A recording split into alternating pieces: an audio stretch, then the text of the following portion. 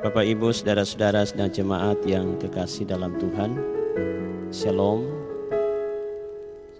Selamat berjumpa kembali dengan harapan kita semua dalam keadaan sehat dan tetap menikmati sukacita dan damai sejahtera dari Kristus dalam menghadapi pergumulan bersama, yaitu virus corona yang sampai hari ini belum bisa ditangani dengan baik.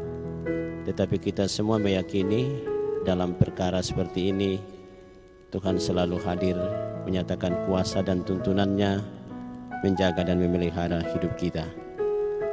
Saya rindu berbagi firman Tuhan kepada kita sekalian hari ini dari Mazmur 23. Namun sebelumnya mari kita berdoa. Terima kasih Bapa di sorga untuk kekuatan, semangat dan kesehatan yang Tuhan terus berikan, sehingga sampai hari ini kami tetap berdiri kuat dan teguh menghadapi pergumulan virus corona yang sampai pada hari ini belum teratasi dengan baik. Namun kami tetap percaya bahwa lawatan kasih-Mu selalu kami nikmati. Sampai pada hari ini kami dibukakan lagi ruang dan waktu untuk bersama-sama belajar pada firman-Mu yang sebentar lagi hamba-Mu akan membacakan dan menjelaskan, dan anak-anak Tuhan akan menyimaknya dengan baik. Kami percaya dari firman ini kami akan peroleh sejumlah keterangan kebenaran bagaimana meyakini bahwa Tuhan adalah gembala yang baik bagi kami. Berfirmanlah, kami sedia mendengar dalam nama Yesus, firman yang hidup. Amin. Saudara-saudara, inilah kitab Mazmur 23.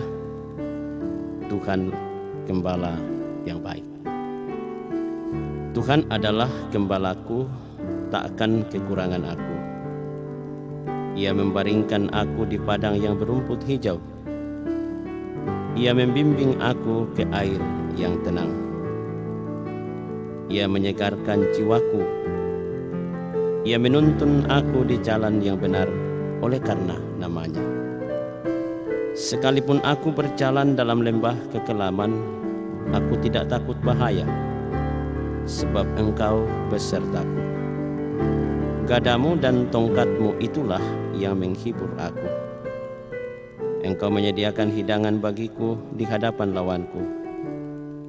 Engkau mengurapi kepalaku dengan minyak, pialaku penuh melimpah.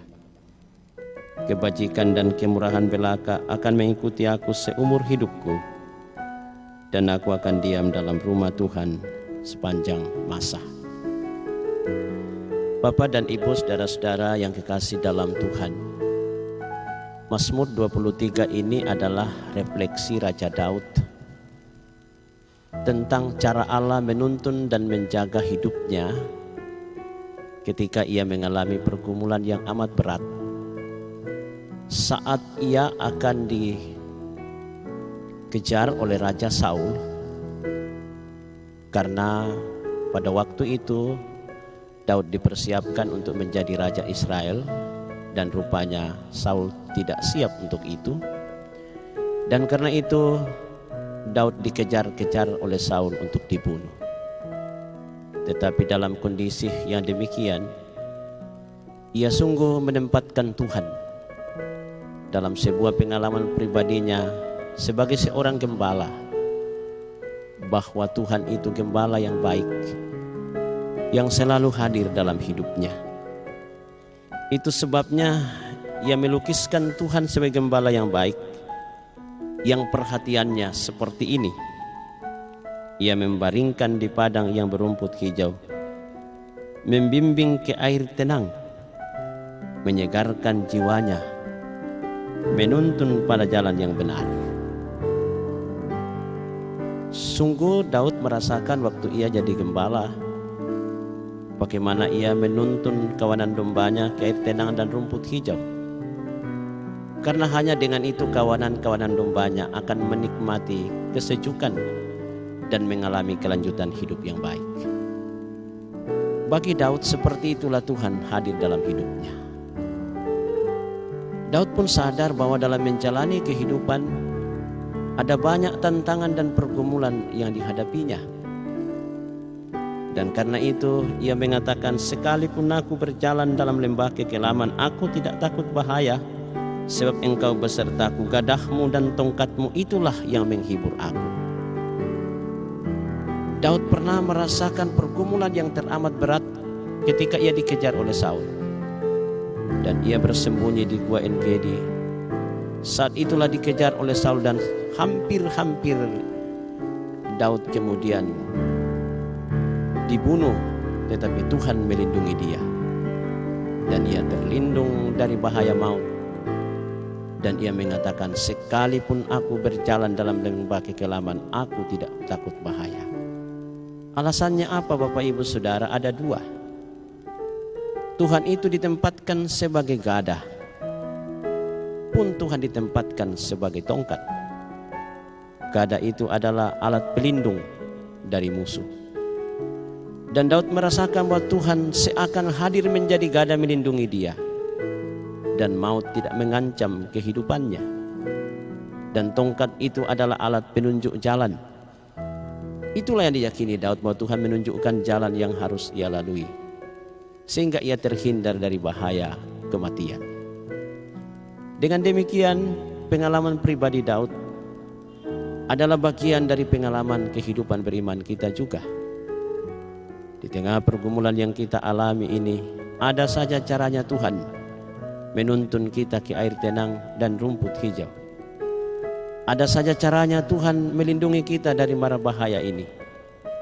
Ada gadah dan tongkat yang Tuhan sediakan. Sebagaimana upaya-upaya yang dilakukan oleh pemerintah kita, bagaimana kita meyakini itu, bahwa itulah gadah dan tongkatnya Tuhan hadir melindungi kita. Dan karena itu jangan disepelekan. Mari kita ambil itu sebagai gadah dan tongkat untuk membuat kita terlindung dari mara bahaya ini, sehingga kita selamat dari pergumulan ini, dan kita tegar, kuat dan berpengharapan menjalani masa depan dengan penuh harapan dalam Tuhan. Dan apa yang kita harus buat ketika kita terhindar dari pergumulan ini? Kalau Daud, dia mengatakan, aku akan diam di rumah Tuhan sepanjang masa. Arti kata-kata ini adalah ketika Daud merasakan tuntunan dan kasih-Nya Tuhan, ia terus-menerus mengalami perjumpaan dengan Tuhan. Demikian pun dengan kita. Di saat kita diselamatkan Tuhan dari mara bahaya, diselamatkan Tuhan dari berbagai pergumulan, jangan lupa bahwa kita harus terus-menerus dekat dengan Tuhan, selalu mengalami perjumpaan pribadi dengan Tuhan yang dibahasakan oleh Raja Daud, aku akan diam di rumah Tuhan sepanjang masa. Amin. Mari berdoa.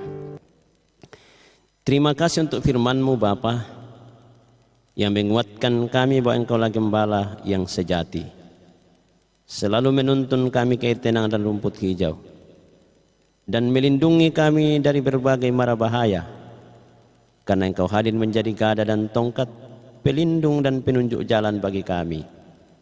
Sebagaimana yang kami alami sampai pada hari ini, kami tengah bergumul terkait dengan virus corona ini yang belum teratasi dengan baik. Namun kami percaya Tuhan menjadikan kami sebagai anak-anak-Nya yang terus-menerus dilindungi, diberikan gadah dan tongkat untuk melindungi kami, sebagaimana yang telah dilakukan oleh pemerintah kami dalam berbagai macam upaya. Ajar kami memahami itu, bahwa itulah caranya Tuhan menuntun kami, melindungi kami dan mengayomi kami, sehingga ketika kami berkomitmen untuk menjalankan itu, kami pun percaya Tuhan hadir akan menjaga dan menuntun hidup kami. Tuntun kami seterusnya Tuhan menjalani kehidupan ini, dan jadikan kami orang-orang yang terus berpengharapan di dalam kasih-Mu. Di dalam nama Yesus kami berdoa. Amin.